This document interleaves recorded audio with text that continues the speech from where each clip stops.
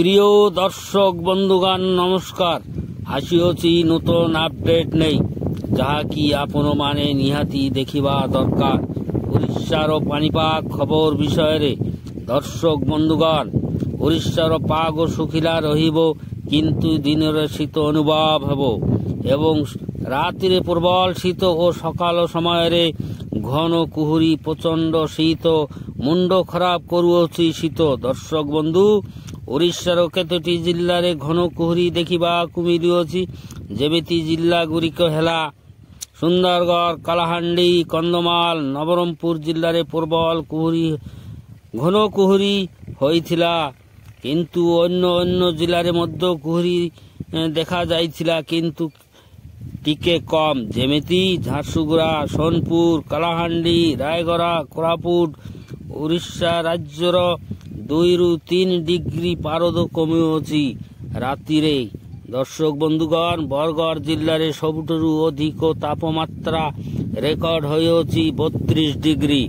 ସବୁଠାରୁ କମ୍ ତାପମାତ୍ରା ରେକର୍ଡ ହୋଇଥିବା ଜିଲ୍ଲା ଝାରସୁଗୁଡ଼ା 10.9 ଡିଗ୍ରୀ। ଦର୍ଶକ ବନ୍ଧୁ, 5 ଡିସେମ୍ବର ଶୁକ୍ରବାର ଶୁଖିଲା ପାଗ ରହିବ ଏବଂ ଘନ କୁହୁଡ଼ି ପ୍ରବଳ ଶୀତ ହେଉଥିବା ଜିଲ୍ଲାଗୁଡ଼ିକ ହେଲା ସୁନ୍ଦରଗଡ଼, କଳାହାଣ୍ଡି, କନ୍ଧମାଳ, କୋରାପୁଟ, ଝାରସୁଗୁଡ଼ା, ବଲାଙ୍ଗୀର, ସୋନପୁର ଏବଂ ନବରଙ୍ଗପୁର ଜିଲ୍ଲାରେ ପ୍ରବଳ ଶୀତ ଘନ କୁହୁଡ଼ି।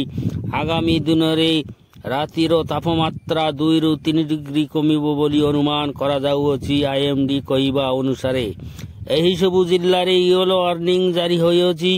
ଗୋଟିଏ କି ଦୁଇଟି ଜାଗାରେ ପ୍ରବଳରୁ ଅତି ପ୍ରବଳ ଘନ କୁହୁଡ଼ି ଦେଖାଯାଇପାରେ ବୋଲି ଅନୁମାନ କରାଯାଉଅଛି। ଜିଲ୍ଲାଗୁଡ଼ିକ ହେଲା ସୁନ୍ଦରଗଡ଼, କଳାହାଣ୍ଡି, କନ୍ଧମାଳ, କୋରାପୁଟ, ଝାରସୁଗୁଡ଼ା, ବଲାଙ୍ଗୀର, ସୋନପୁର ଏବଂ ନବରଙ୍ଗପୁର ଜିଲ୍ଲାରେ ସବୁଠାରୁ ଅଧିକ ତାପମାତ୍ରା କମ୍ ରେକର୍ଡ ହୋଇଅଛି, ଯେମିତି ଅନୁଗୁଳ ଜିଲ୍ଲାରେ 9 ଡିଗ୍ରୀ। ସବୁଠାରୁ ଅଧିକ ତାପମାତ୍ରା ରେକର୍ଡ ହୋଇଥିବା ପାରଲାଖେମୁଣ୍ଡି ଯେମିତି 30.4 ଡିଗ୍ରୀ ଏବଂ ସବୁଠାରୁ କମ୍ ତାପମାତ୍ରା ରେକର୍ଡ ହୋଇଥିବା ଦାରିଙ୍ଗବାଡ଼ିଠାରେ 8.5 ଡିଗ୍ରୀ। ଦର୍ଶକ ବନ୍ଧୁଗଣ, ଘନ କୁହୁଡ଼ି ଦେଖିବାକୁ ମିଳୁଅଛି ଜିଲ୍ଲାଗୁଡ଼ିକ ହେଲା ରାଉରକେଲା, କୋରାପୁଟ, ଫୁଲବାଣୀ ଏବଂ ନବରଙ୍ଗପୁର ଜିଲ୍ଲାରେ ହାଲୁକାରୁ ମଧ୍ୟମ ଧରଣ କୁହୁଡ଼ି ଦେଖାଗଲା। ସୋନପୁର, ଭବାନୀପାଟଣା, ରାୟଗଡ଼ା, ଗୋପାଳପୁର ଜିଲ୍ଲାରେ ହାଲୁକା କୁହୁଡ଼ି ଦେଖାଯାଇଥିଲା।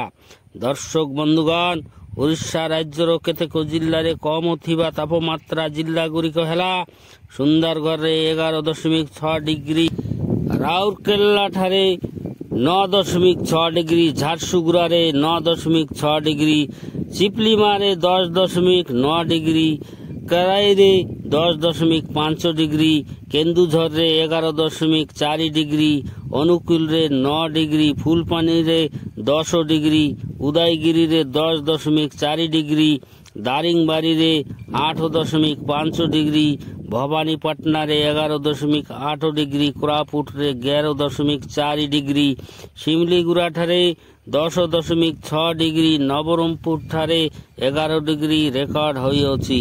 ଦର୍ଶକ ବନ୍ଧୁଗଣ, ଏହା ଥିଲା ଆଜିର ମୁଖ୍ୟ ପାଣିପାଗ ସମ୍ବନ୍ଧୀୟ ଶୀତ ସମ୍ବନ୍ଧୀୟ ଗୁରୁତ୍ୱପୂର୍ଣ୍ଣ ଆପଡେଟ୍। ଆମେ ଆପଣମାନଙ୍କୁ ଆଗାମୀ ଆପଡେଟ୍ ଦେବା ପାଇଁ ଜାରି ରଖିବୁ। ଯଦି ଭିଡ଼ିଓଟି ଭଲ ଲାଗେ ତେବେ ଗୋଟେ ଲାଇକ୍, କମେଣ୍ଟ ଏବଂ ସେୟାର କରିବେ ବୋଲି ଅନୁରୋଧ ଏବଂ ଚ୍ୟାନେଲଟିକୁ ସବସ୍କ୍ରାଇବ୍ କରିବା ପାଇଁ ଭୁଲିବେ ନାହିଁ।